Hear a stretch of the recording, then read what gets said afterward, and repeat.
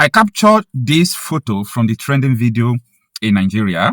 This is Nigerian Air Force boss. Look at his facial expression.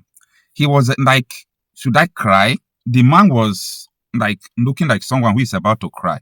And this is just the moment where the chief of defense staff said that the Boko Haram supporting terrorists in Nigeria are their sons, that they deserve rehabilitation, not death. This man is in the, he's a top-ranking military officer in Nigeria, but he was about to cry. He was about to shed tears. If Air Force boss could look like this, Nigerians don't know what is coming for them. Still Thursday, March 26th, 2026. Good evening, everyone. All right, I've taken time to reason and analyze the statement from the Nigerian Army, the chief of defense staff, to say, Mr. Oloyade, when he said that terrorists, Boko Haram, ISWAP, are like a Babyleka prodigal son, that they deserve rehabilitation, not death. That terrorists, they don't deserve death at all. Now, but if I want to talk about this man who is just playing a script, what they ask him to say is what he's saying. So Mr. Oloyade is just saying what the establishment asked him to say. If he didn't say it, he will be in trouble. Now, let me first of all address the issue with Christopher Musa. Christopher Musa, I personally find some things reasonable about that man. So Christopher Musa happens to be my person, someone that I like. But Christopher Musa used to fuck up a lot. Like, the man, they fuck up. When I mean say the man, they fuck up, they fuck up. Christopher Musa used to tell some lies that is not comfortable with people any longer. I understand what Christopher Musa did in the Southeast, how he commanded the military then as a chief of defense staff. They were even bombing innocent people's houses with attacking helicopter and to kind of fighter jet and all those things. But that is not what I want to say. Now, Christopher Musa, in becoming the Minister of Defense, he went to the Senate for screening. And people say he should bow and go. You people remember the day Akpabio said that, no, Trump is watching. Like, who am I to respond to Trump? The day Akpabio made that statement. So that was the day they screened Christopher Musa. He said that Christopher Musa should give hope to Nigeria. And Christopher Musa made a statement that they will never negotiate with terrorists, that the government don't negotiate with terrorists, that he will wipe away the terror. Like, he gave hope to people. You see, the problem I have with Christopher Musa now is this: you must not talk. We already know what is going on in Nigeria. So if you wanted to risk helping the people, because it has become a risk, fighting terrorists in Nigeria is a risk. If you wanted to risk helping the people, what you said was correct. But we never knew that you are just going to follow the road, the script that they said for you. Because you said, number one, that the people who made the call that withdraw the military from the Catholic school children that led to the kidnap of 300 people when helicopter painted green, white and green was up monitoring the kidnapping, you say you are going to probe that act. Christopher Musa, don't just think that maybe we are going to forget. Like, no. Not this generation. Okay? I already saved it in a drive for you. I'll play it tomorrow. And if nobody knows tomorrow, if you still die before me, because I'm younger than you, if you still die before me, the day you will die, I will still play it for you as some things you did not do and promise. So you say you're going to probe them and bring out who made the call that led to the kidnap of Catholic school children. The soldiers are still alive. They said the call came from above. The call came from above. Up to today, nothing. Christopher Musa, you went to 3 national televisions, 3 occasions, telling the whole world that Nigeria don't support entertain, like they don't entertain negotiation or all those things, that they are just out there to kill the terrorists and stop this. But under your watch, you are now Minister of Defense, meaning these people are your subordinates. In 3 occasions, Nigerian Army have confirmed that they do equip, rehabilitate Boko Haram members and put them back to the society. Like, most negotiations have gone in your watch. The Catholic school children, we were told that almost 2 billion was paid to release them by a French television who exposed what happened in the border between Nigeria and Cameroon. All these things are too serious and too bad for the kind of statements you are making, giving the people the hope, especially people who believed in you. It is not good at all. Now, the issue surrounding this statement this man made is what I'm going to tell people who care to listen to me. This man said that Boko Haram, just like biblical prodigal son, that they deserve rehabilitation, not death. Do you remember how many army generals that were killed? It's not up to a year. Do you remember, is it General Oba? Yes, that Hausa man. Do you remember how many soldiers they killed in 1 week? 100 soldiers in 1 week? That is, this one we are. Yes, this March. In 1 week, 100 soldiers were killed just in 1 week. I'm not talking about civilian casualties. I'm not talking about kidnapping that is going on. Only thing you people have to say, as far as I'm concerned, Christopher Musa is leading these people. He's the Minister of Defense.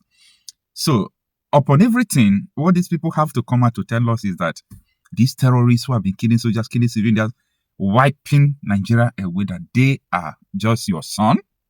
Your son, they deserve rehabilitation. They are just your son. Now, this is what I think. Not just thinking, this is what I know.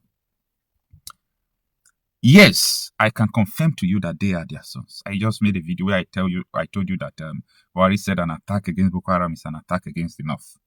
I did not quote him. I did not misquote him. This is no addition, no subtraction.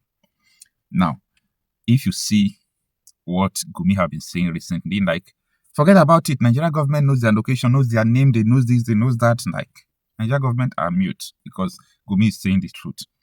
What R5 Babadati Ahmed said, Tinubu made it a policy and started paying terrorists through Rebado. They did not deny it on the national television up to today. You know why I'm telling you all this? This statement is surprising to so many people, but it's not a surprise to me. Why? Because I actually know that these are sons to these people in power. They collude. They collude. The word is collude. So they collude to do whatever they are doing. So when I see what this man was saying, I say, Nigerians, we see what to talk about, but they will never understand. Who sent these people what they are doing? Who is equipping them? Like, how would Turkey bring weapons into Nigeria? Nigeria government did not, put ban on it. They allow it to enter through Turkish airline. If not that Egypt nick that call and that movement, nobody will know. People that know will not talk.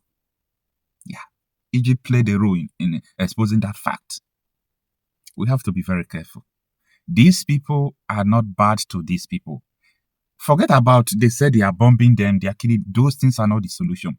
Who made the call? Who made the call? Like, can we get serious? Let us just get serious. Can we just make this thing to trend? Who made the call to withdraw soldiers that abducted Catholic school children 300? And helicopter that was painted green, white, and green was up, monitoring the kidnapping. Who made the call? Write it on your Facebook wall, on X, on everywhere. Who made the call? You see, small things matters. If we can make this thing to trend, this matter is being discussed already, but they are not hearing it from Nigerians because this thing is getting to how many months now? 6 months or thereabout, or 5 months. But they are not hearing, like, the momentum is not coming from Nigerians. But the world knew who made the call. But they want Nigerians to say something. So write it in your wall, write it everywhere, write it in your status. Who made the call? Who made the call? Who called the soldiers to leave that terrorists are coming? Who made the call? If you know who made the call, you will understand the statement this man is making, that they are their sons. They deserve rehabilitation, not death, because they are using them. There is a symbiotic relationship between them. They are the same. People will not like what I'm saying, but I don't care. Do you know how many people that are dying in Nigeria? You see, the worst thing that will happen to anybody in Nigeria is to be afraid of death right now, because you already won. You are gone. This is not life. This is not life. Because of poverty and hunger, people have joined APC, their bandwagon. I am not saying that people in other party are saints. I am not saying people in APC that all of them are just evil.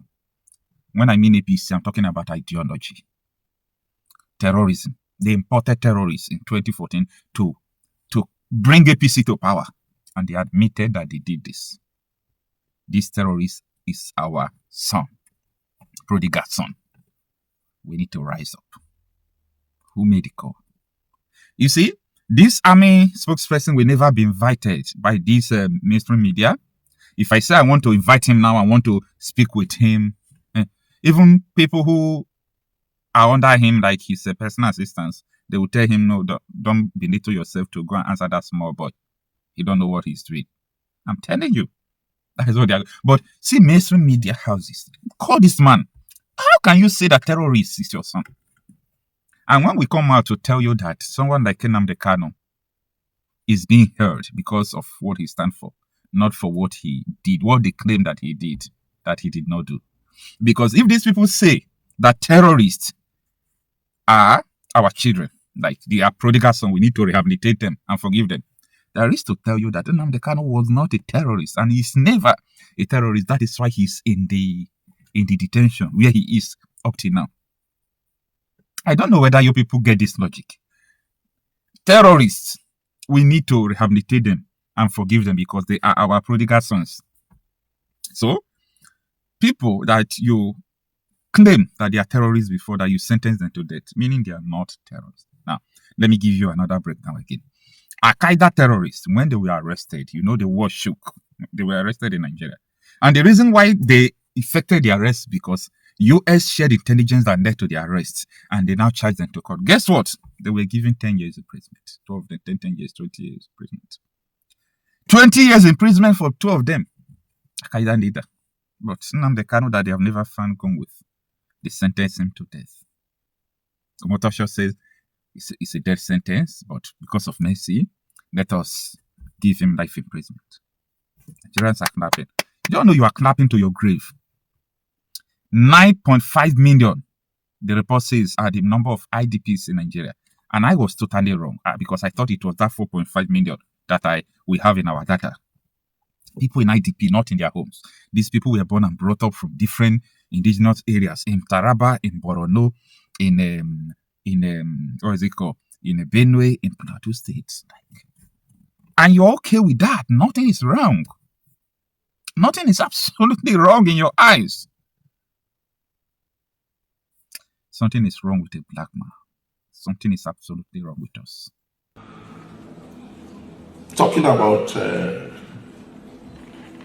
Operation Safe Corridor. So many people have asked that question, why do we need to rehabilitate criminals? They all should be killed. Because they kill people. Well, that may make sense. But even in the Bible, we heard about the prodigal son. If there was not that window for the man to come back, would they have come back? So the point is that these are Nigerians, mostly. And it's important for us to give them that window to repent if they want to, rather than pushing them to the extreme to say, okay, it's either we kill you or you continue with the adventure.